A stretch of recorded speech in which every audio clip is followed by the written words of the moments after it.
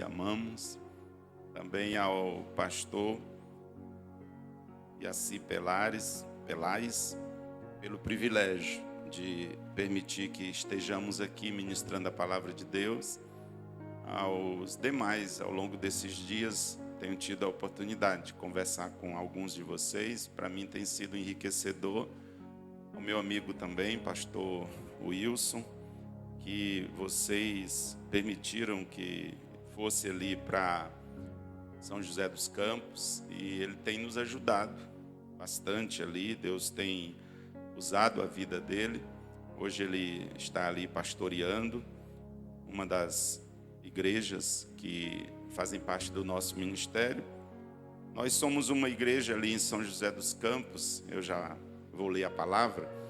Nós somos uma igreja ali de 81 anos. Nós somos mais jovens do que vocês. O evangelho demorou um pouquinho mais de tempo. A Assembleia de Deus demorou um pouco mais de tempo para chegar lá, em São Paulo. Chegou mais rápido aqui, não é? Acho que talvez vocês estão mais perto de Belém, então foi mais rápido. Para a gente demorou mais. Mas é uma cidade maravilhosa. Tendo a oportunidade de conhecer, não percam o privilégio de conhecer a cidade do INPE, a cidade da Embraer, a cidade da General Motors, a cidade da Assembleia de Deus, que é a coisa mais linda daquela cidade, é a Igreja de Jesus Cristo. O que tem de mais lindo numa cidade, gente, é a Igreja de Cristo nesta cidade. E é para esse lugar que os olhos de Deus estão voltados nessa tarde. Aleluia, eu creio assim. Então, renovo minha gratidão a todos vocês. É bom ver jovens aqui no púlpito. É bom vê-los animados aqui numa tarde como esta. Onde eu sirvo também, a gente tem cultos à tarde. Nesse momento, nosso povo está lá reunidos também, dando glória a Deus, engrandecendo o Senhor.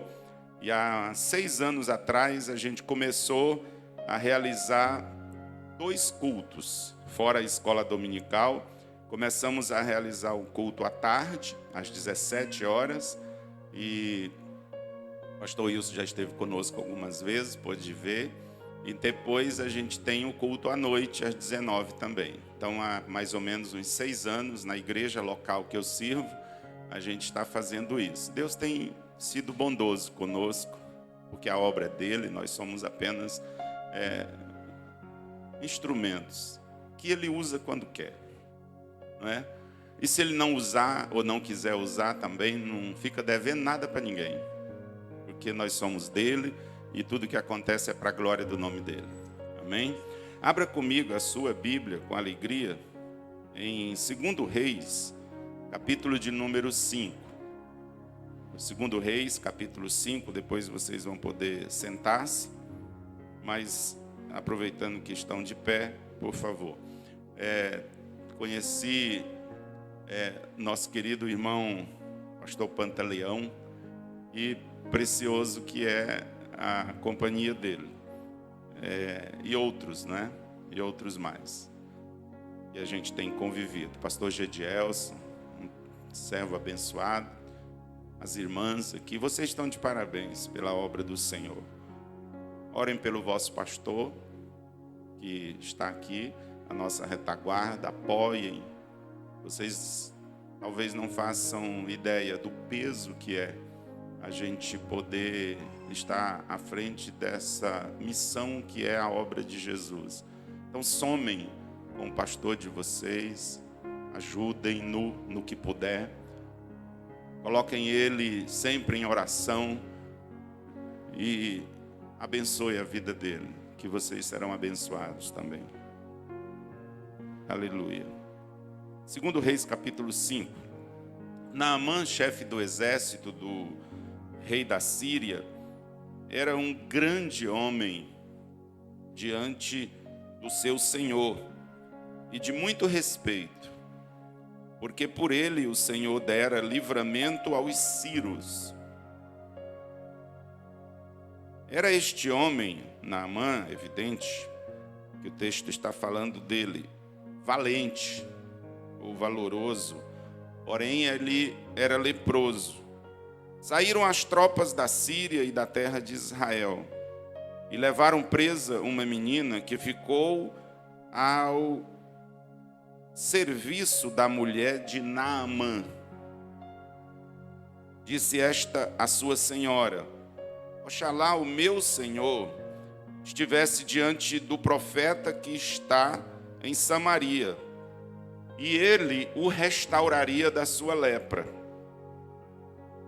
Naamã foi ao seu senhor, ao rei, e diz a palavra de Deus, e lhe disse o que a menina da terra de Israel havia falado.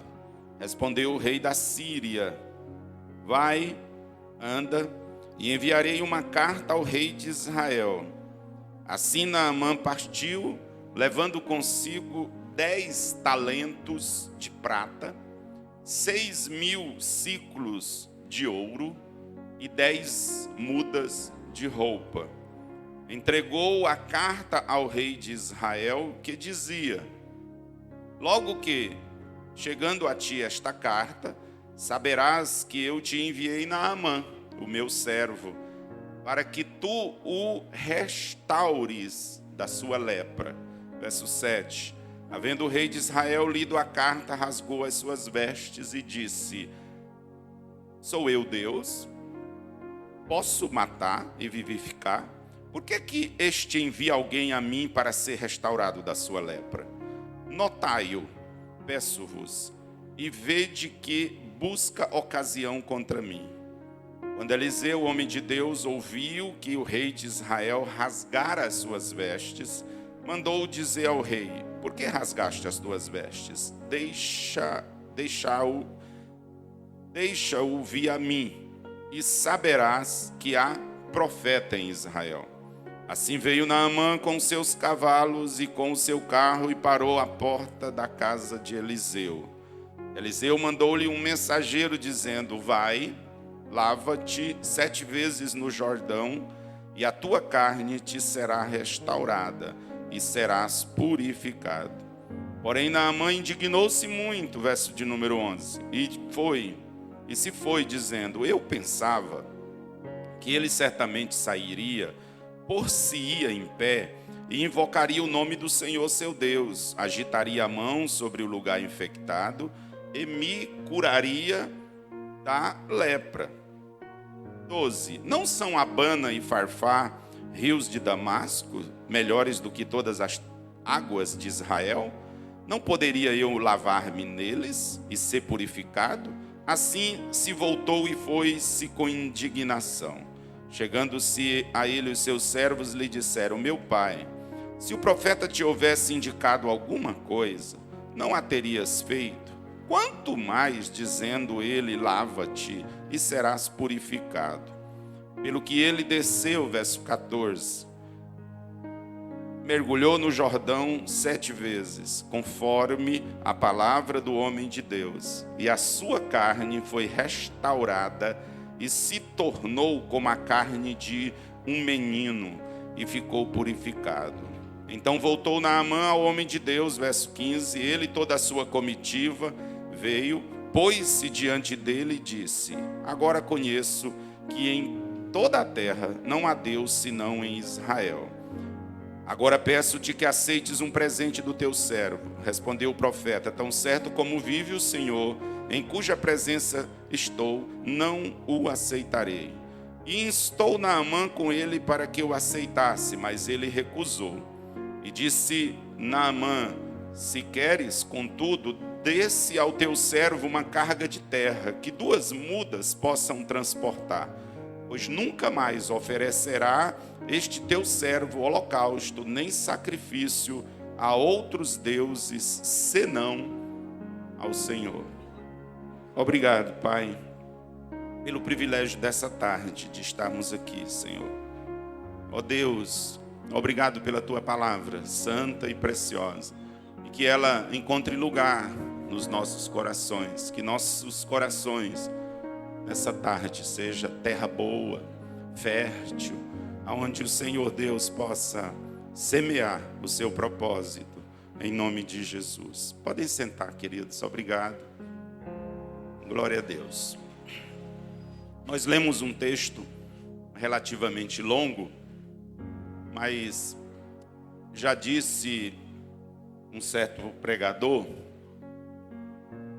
que quando você for pregar, você, se possível, leia um texto bem longo, porque se a pregação não for boa, pelo menos o povo leu a Bíblia, né?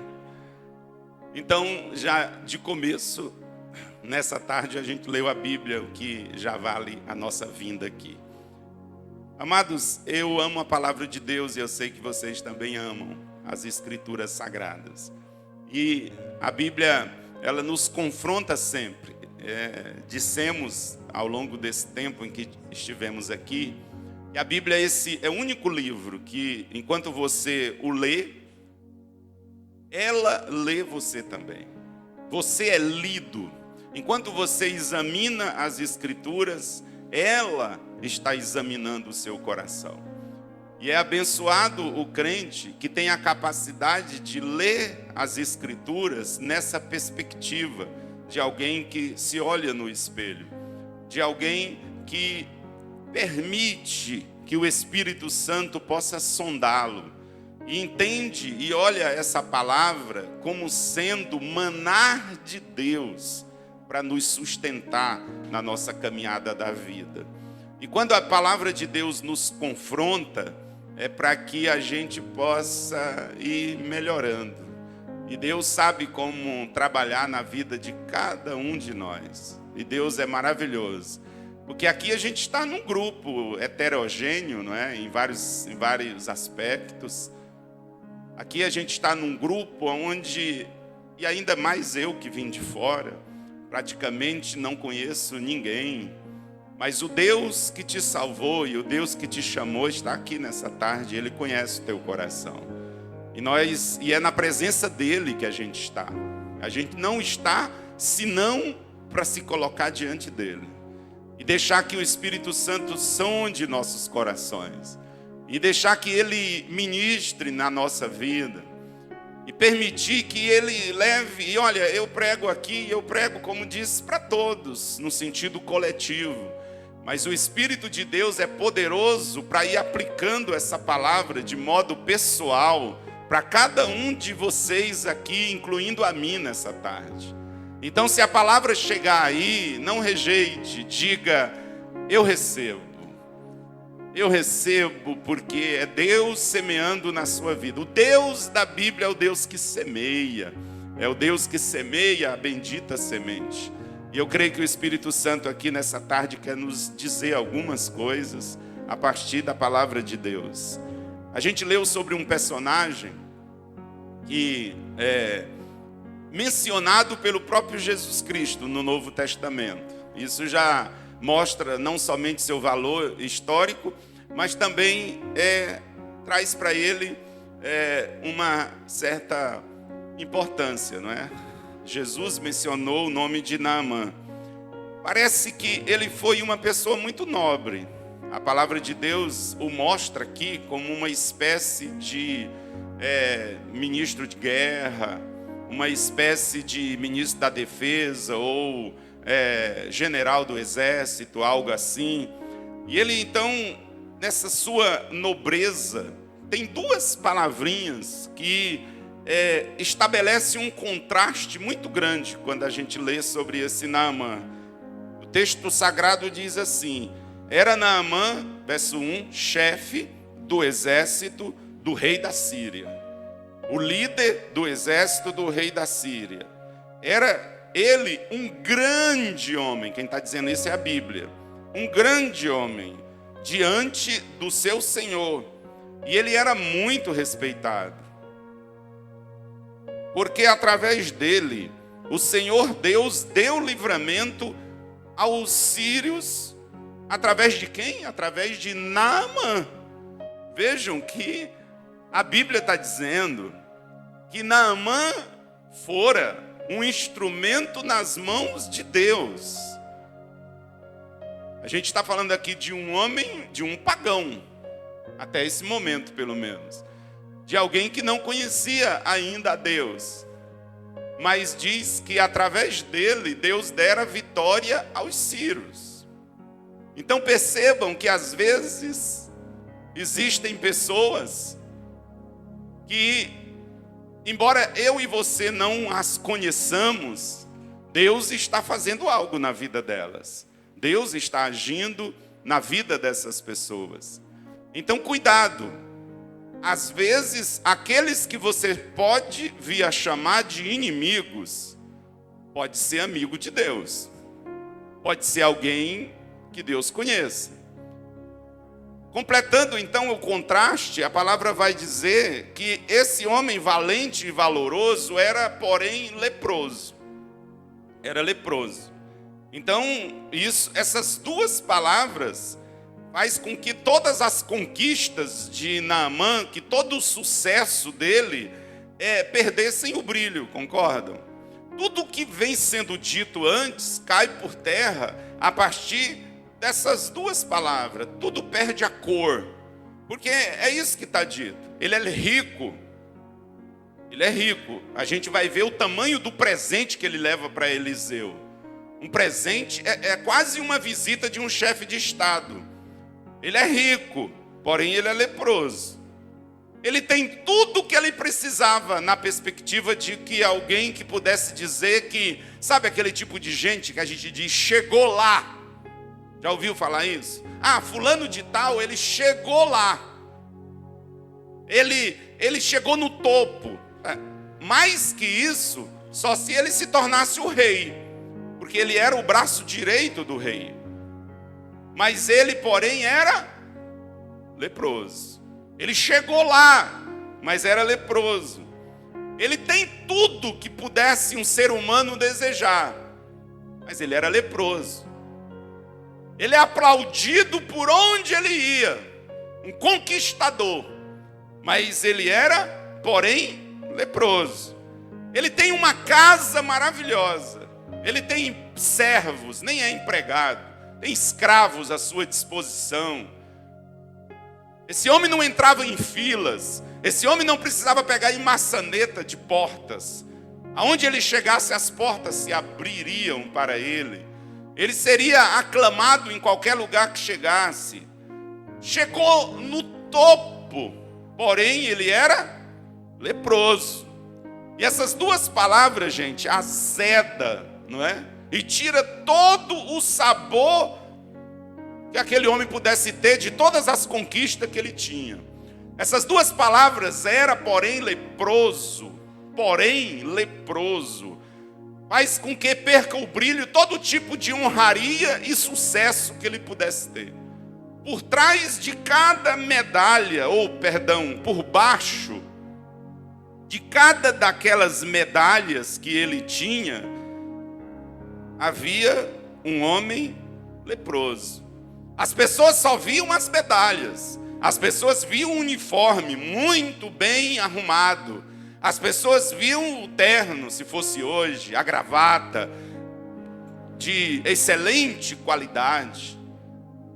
As pessoas viam as condecorações. Mas quando ele chegava em casa, ele tirava uma condecoração daqui, uma medalha dali, tirava isso, tirava aquilo, a pele se soltava. Ele era um homem já leproso, com pele supurando.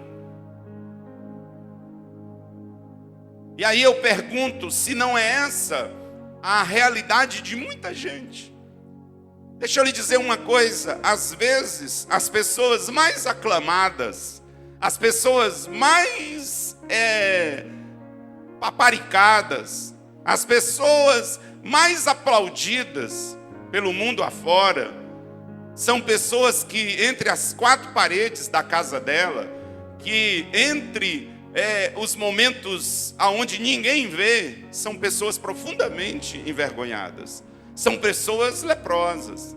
Isso aqui é não apenas um quadro do homem, do pecador, leproso, longe de Deus, mas é também um quadro de muita gente que às vezes parece que tem uma vida maravilhosa e é às vezes alvo de inveja de muitos outros, mas muitas vezes é uma vida, me permito a expressão, desgraçada e miserável, porque é isso que o homem é sem Deus. Isso me faz lembrar de uma história interessante que eu ouvi, de um homem que procurou ajuda psiquiátrica e chegou ao consultório do psiquiatra e, conversando com ele, abriu o coração e disse para aquele psiquiatra, para aquele médico, e disse: doutor, olha, a minha vida é uma desgraça, eu não estou suportando viver, a vida está escura demais, eu não consigo ver beleza, razões, já tentei o suicídio algumas vezes e vivo numa depressão muito grande, não consigo alegria, nada me satisfaz, nada me dá prazer. Enfim, um quadro de alguém em profunda depressão que precisava de uma ajuda de especialista. E o psiquiatra o ouve, atende, medica-o, mas dá uma sugestão para ele e diz: moço, além do remédio, me permita lhe dar um conselho. Olha, chegou um circo na cidade, eu não sei, você sabe, não é? Chegou um circo muito famoso na cidade, e eu já fui lá participar de uma das sessões. Olha, tem um palhaço lá, mas ele é hilário. Olha, é a grande atração daquele circo. Então eu lhe aconselho, vai lá, participa, ouve, você vai dar umas risadas, isso vai ser bom para você, vai te aliviar um pouco. E aquele homem diz assim: doutor, eu sou aquele palhaço, eu sou o homem que está por dentro de toda aquelas máscaras e fantasias e tudo aquilo que compõe a vestimenta de um palhaço. Então tem muita gente assim, queridos, muita gente pela vida afora, como Naamã, que alguém olha e acha que é o máximo, mas por dentro o coração está sangrando, por dentro a alma está clamando, por dentro é alguém que está precisando da graça e da misericórdia de Deus. Quantos me entendem? Diga amém.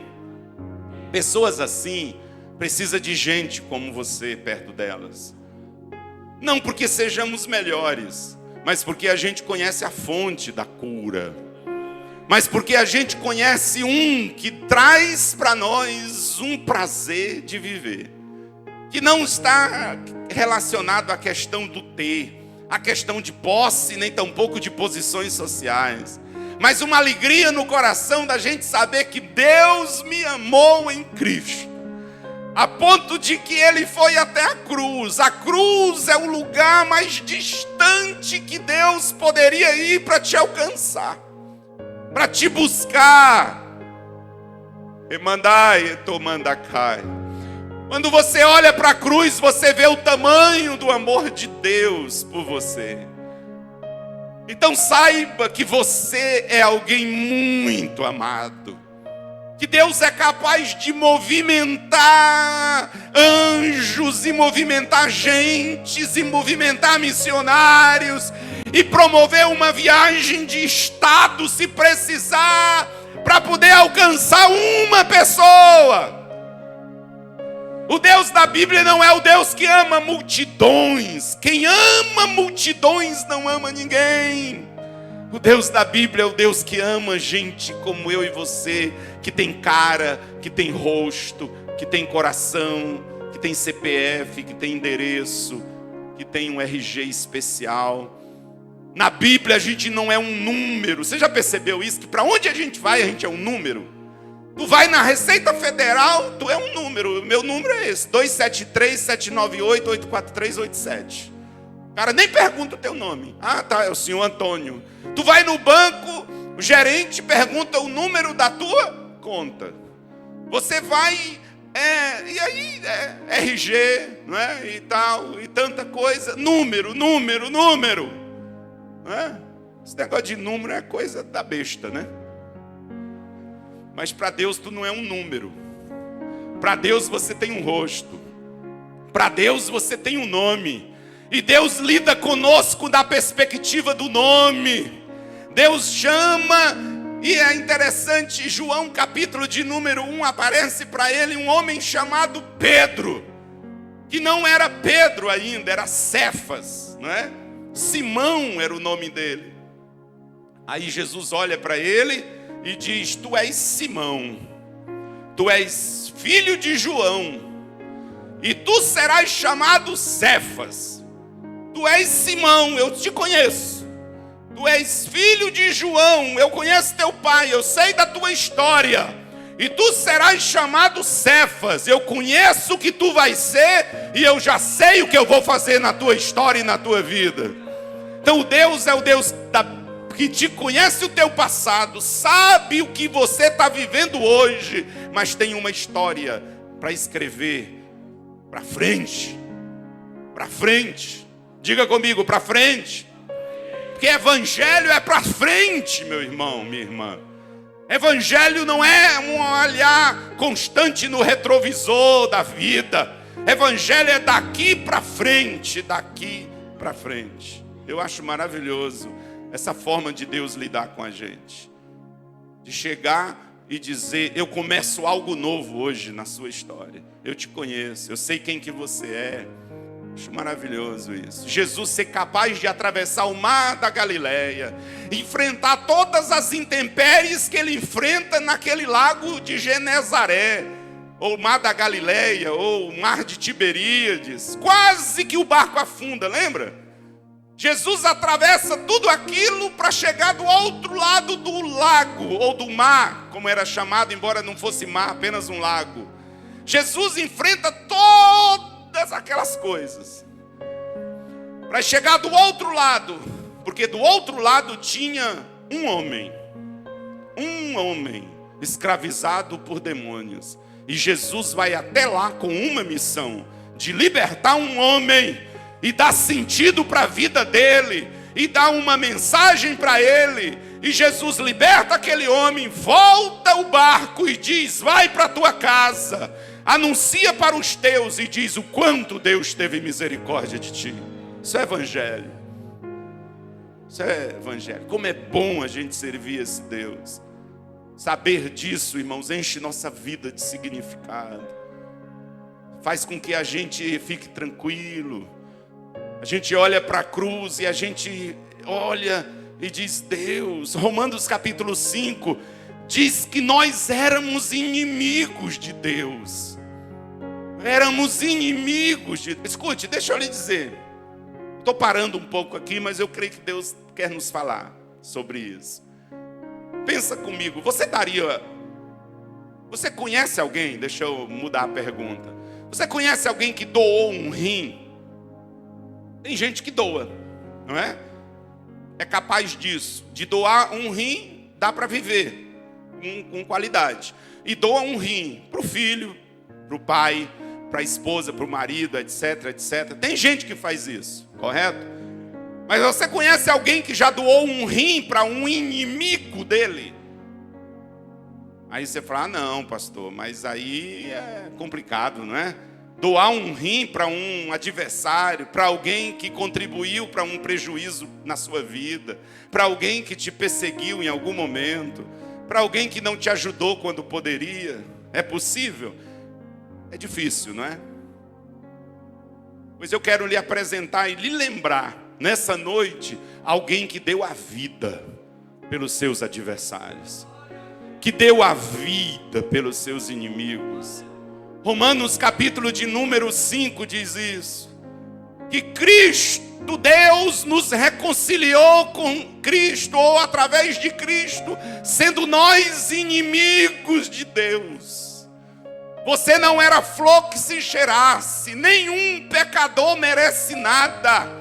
O que dois inimigos fazem quando se encontram? Eles se preparam para a guerra, ou para a briga, ou para a luta.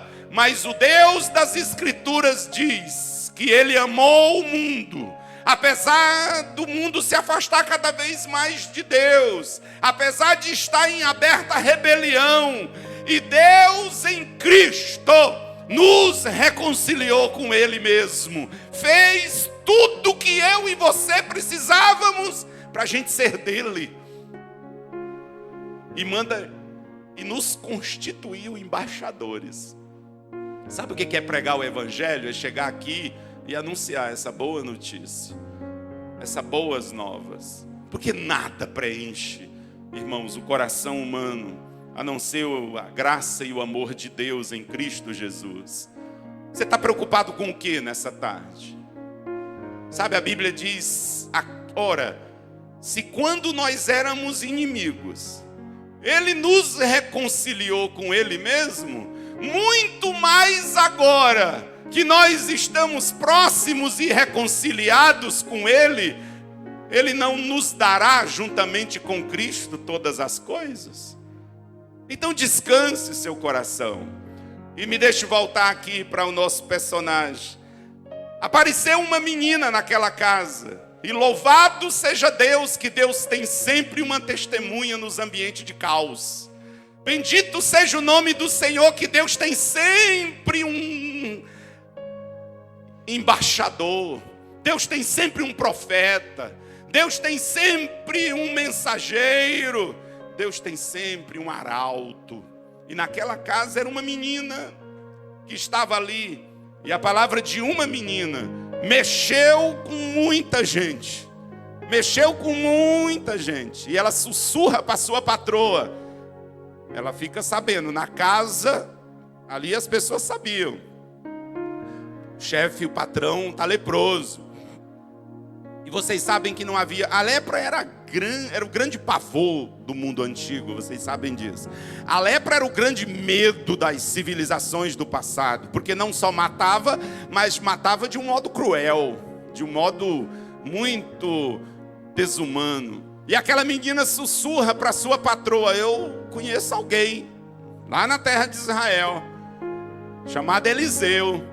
Se meu Senhor estivesse... Olha o coração de quem conhece a Deus, gente.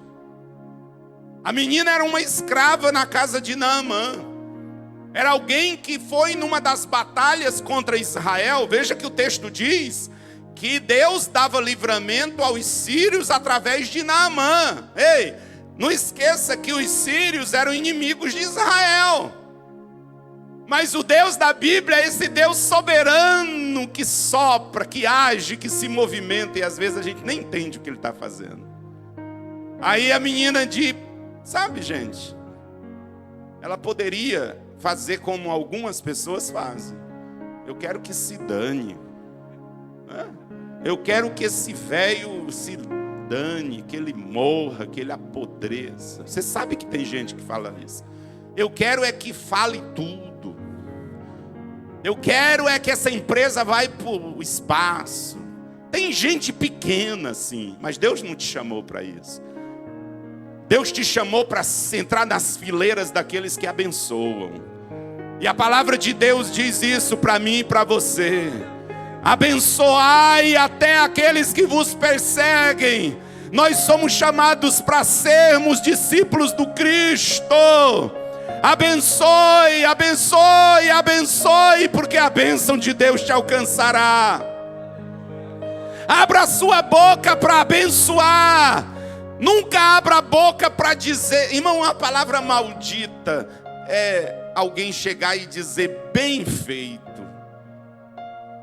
Bem feito. Bem feito não. Você não sabe o que Deus está fazendo.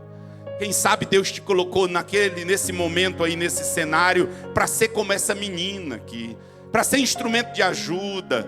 Para ser alguém que vai abençoar. Essa menina podia ser uma menina recalcada, cheia de problemas psicológicos. Uma menina triste, uma menina que queria se vingar.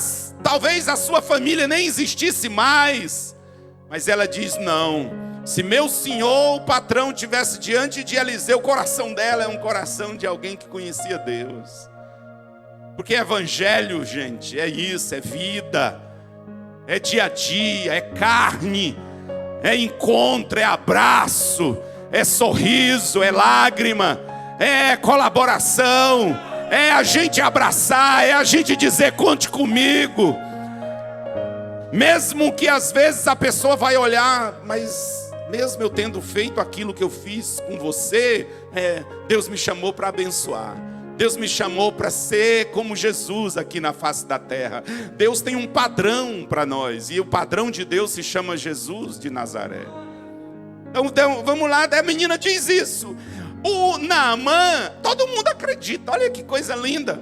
A patroa, porque a menina não podia falar isso direto para o Naamã, então ela fala para a patroa, para a esposa sussurra e fala para o marido acredita, a coisa chega no rei da Síria, e aí o rei da Síria, Israel é nosso vassalo, Israel é uma nação que nós dominamos, então tá fácil, mole, eu te mando até o rei de Israel, e ele vai curar você.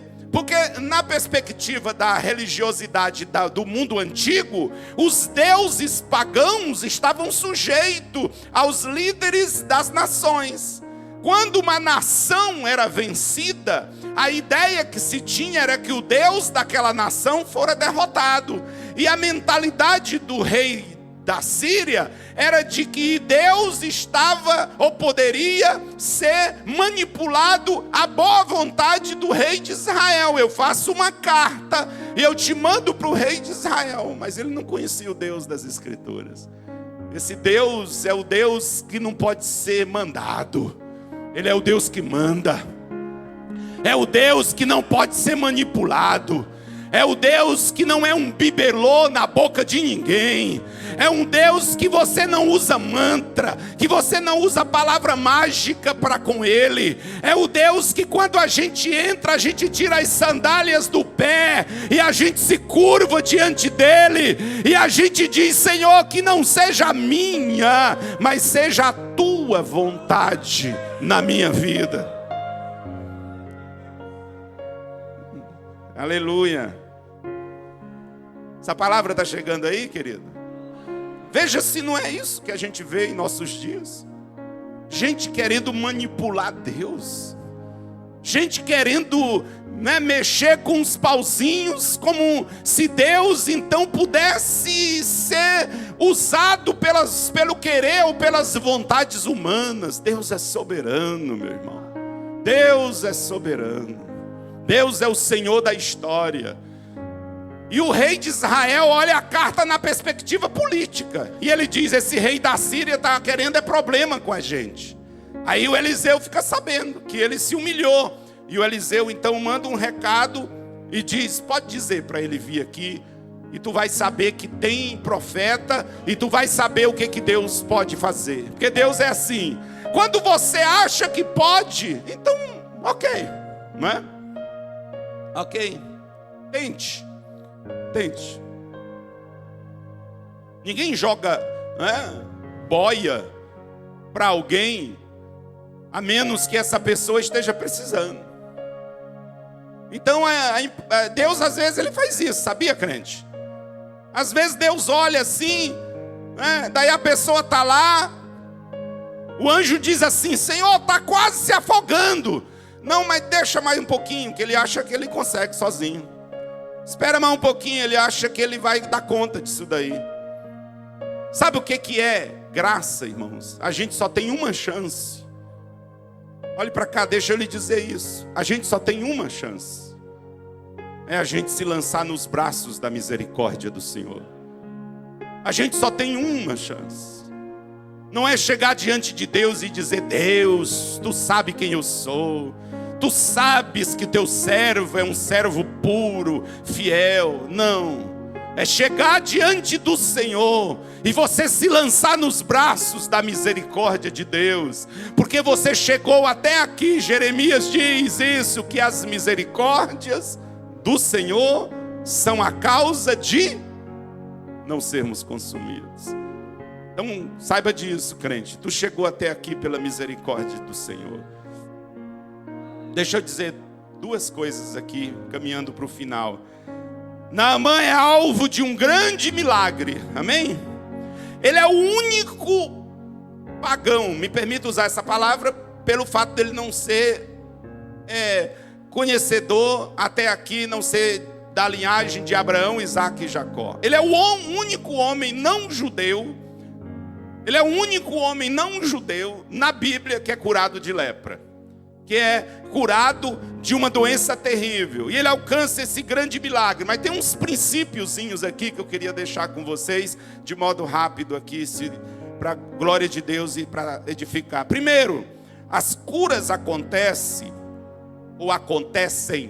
quando a vontade de Deus prevalece diante da vontade humana.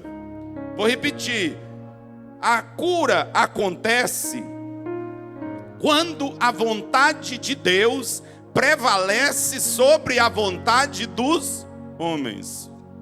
Porque Eliseu, ele não, por assim dizer, ele não toca a música que Naamã queria. Eliseu é esse homem, ele é profeta. Eliseu não é político. O Eliseu não está familiarizado com toda essa questão aí, né, de protocolos. Ou talvez propositadamente o Eliseu nem liga para os protocolos.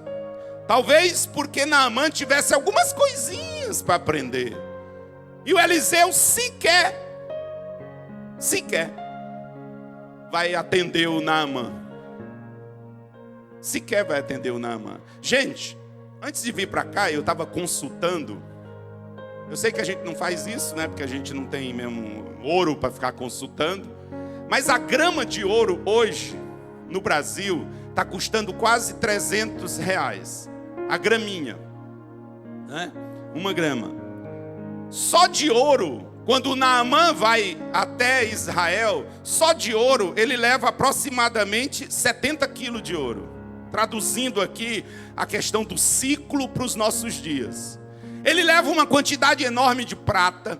Ele leva uma quantidade enorme de ouro, mais ou menos 70 quilos. Só de ouro daria aí uns 20 milhões de reais se a gente trouxer para os dias de hoje. Pode fazer esse dever de casa para você depois consultar e confirmar, como eu estou lhe dizendo e lhe falando a verdade. Só de ouro, fora roupas, fora prata e outras coisas que ele leva. Olha que tentação que é.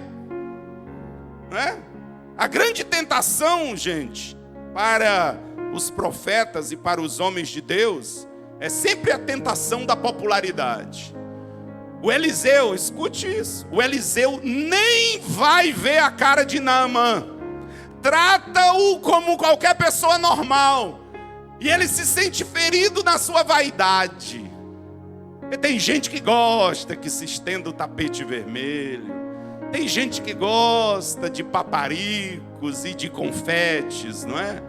O Eliseu, talvez propositadamente, não dá a mínima. Ele era homem de Deus. Ele não estava ali para paparicar ninguém. Ele estava ali para falar o que Deus mandou ele falar. Que Deus levante mais gente assim. Amém? Aí ele manda dizer para o homem Naamã: fala para Naamã, para ele ir até o Jordão e ele mergulhar, quantas vezes?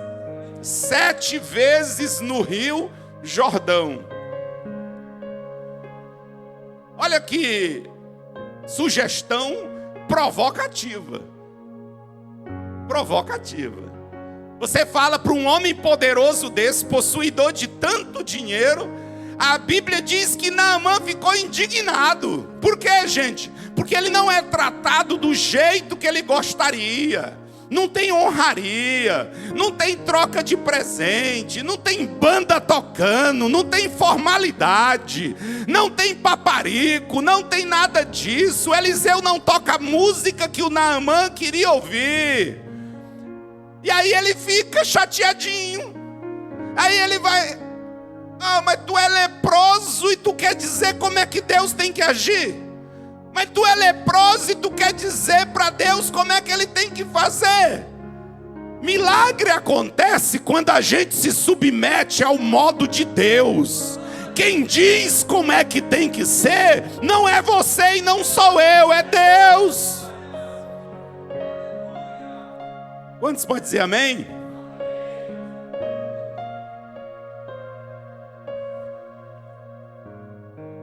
Tem um monte de gente assim, pastor, com todo respeito.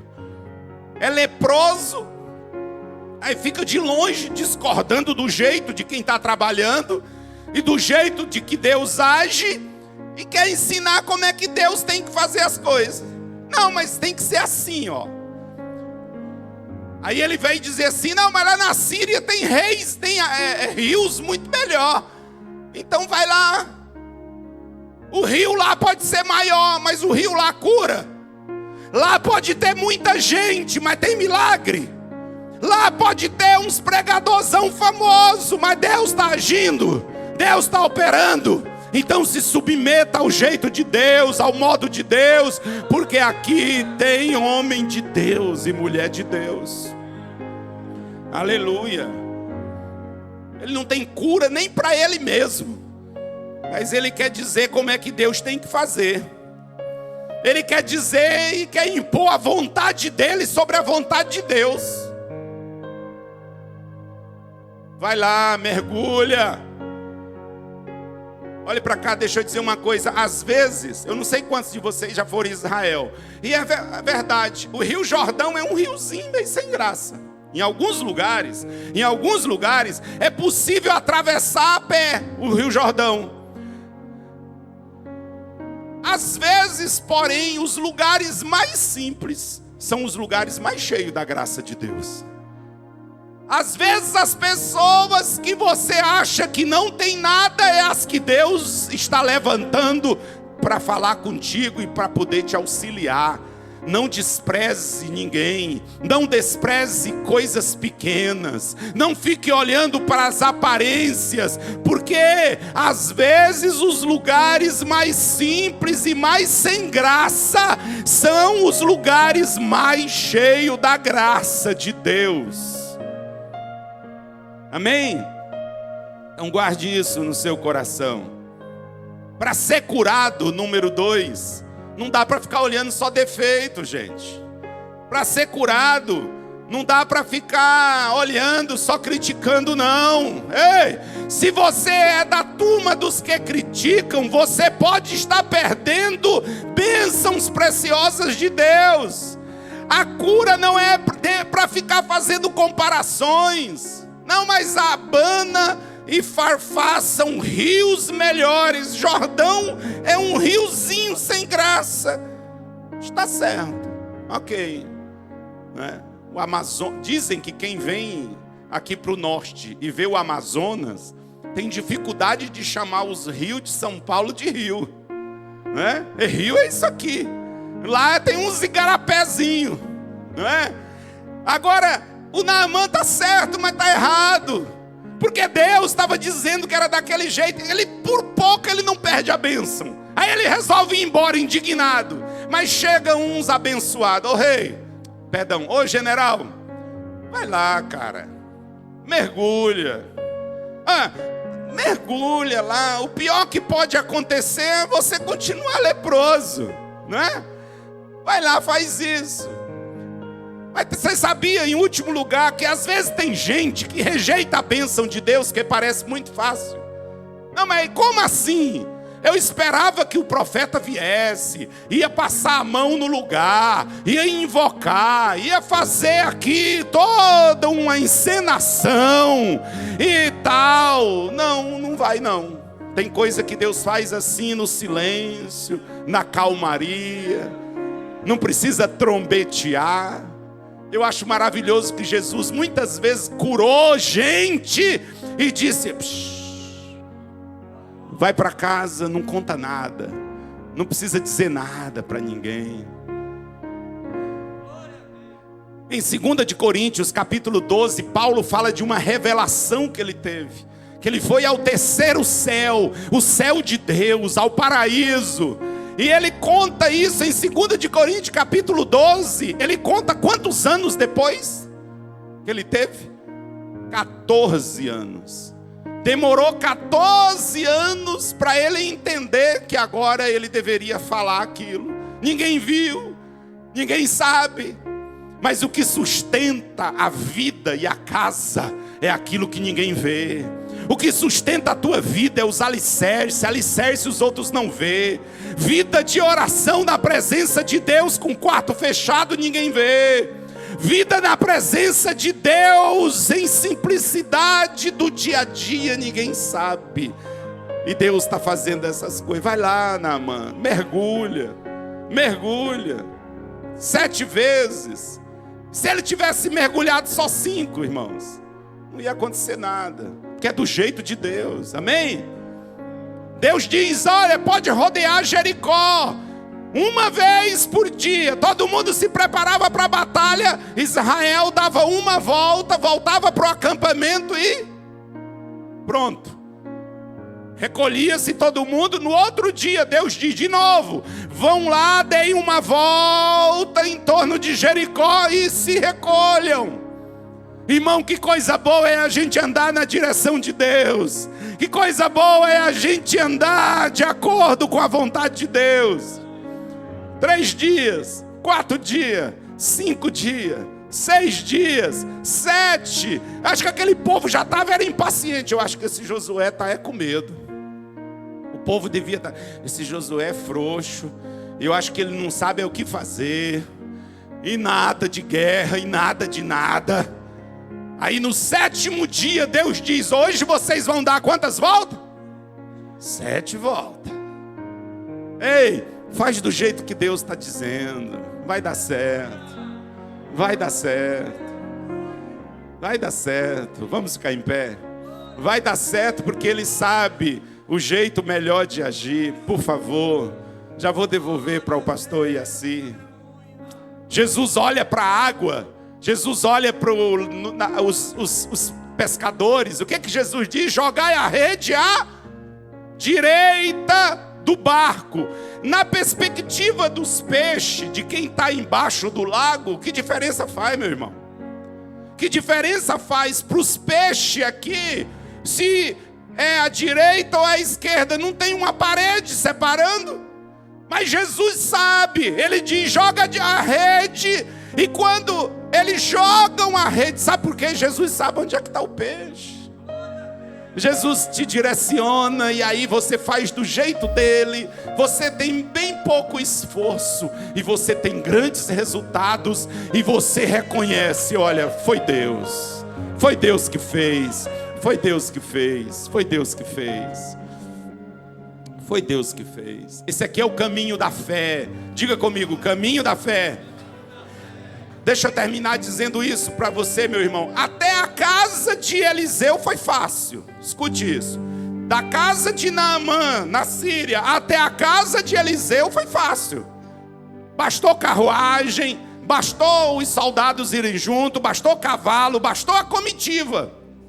Agora, da casa de Eliseu até o milagre, aí é outro caminho. Aí é o caminho da fé. Aí é o caminho da obediência. Aí é o caminho de ouvir a voz de Deus e atender a Deus. Mergulha, Naamã, se submeta à direção de Deus. Deus sabe como faz. Demandai, tomandacai. Não adianta você relutar, não é do teu jeito, não vai. É do jeito de Deus. Aí com relutância ele mergulha 7 vezes. A carne fica como a de uma criança. A lepra é vencida e vai embora. Sem que Eliseu fizesse uma oração. Só a obediência à palavra dele. Aí o Naamã vem com todos os seus presentes. Que tentação, não é? Eu fico pensando se fosse hoje. Aquele monte de ouro, de prata, não é? Aí o Eliseu diz, não, eu não vou receber nada. Porque o Naamã precisava saber que aquilo ali era a graça de Deus. Que o Deus da Bíblia não pode ser manipulado. Que o Deus da Bíblia é o Deus que opera quando encontra fé nos corações. E o que Deus queria, olhe para cá e eu termino, Deus não queria só curar o Naamã, Deus queria converter o Naamã num verdadeiro adorador. E o coração de Naamã é quebrado diante daquilo que Deus faz. E o Eliseu diz: não, nenhum centavo. Nenhum centavo. Isso aqui não se conquista com dinheiro. Isso aqui se conquista com a graça misericordiosa de um Deus que opera pela fé. Aleluia. E o Eliseu então diz para ele: vai em paz. Porque Deus faz isso, gente. Deus é o Deus que te abençoa e a gente não fica devendo nada. Que abençoa, Ele não tira a cadeia daqui e coloca aqui. Não, Ele te abençoa e diz: vai em paz. Não, e o que é que eu faço agora? Volte para a vida, vai viver a vida. Você não deve nada.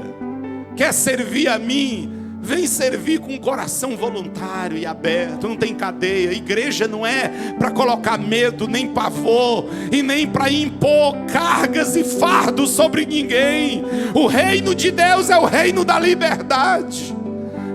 Você é livre, mas você pode ir embora se quiser, ou pode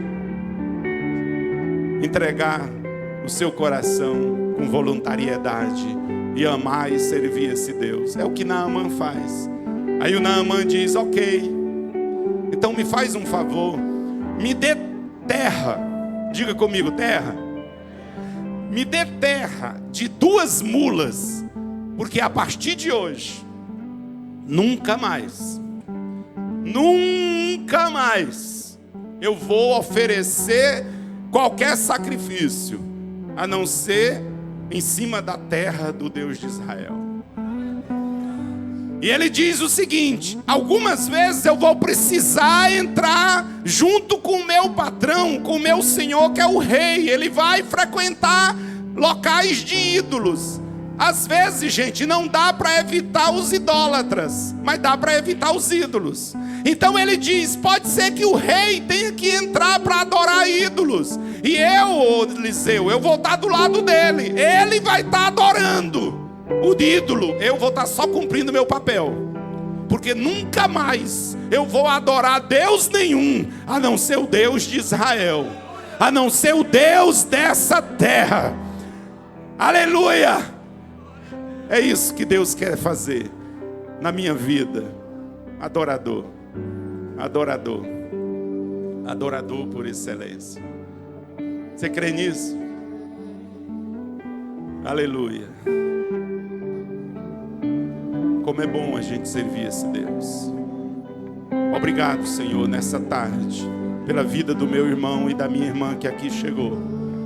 Obrigado, Senhor, pelo privilégio de aqui estar, de te servir, de te amar, de saber, Senhor, que tu nos trouxe para ser teus, e de poder seguir pela vida te adorando onde estivermos.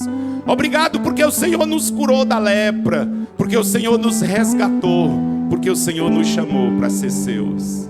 Nós te louvamos, Pai, em nome de Jesus, em nome de Jesus.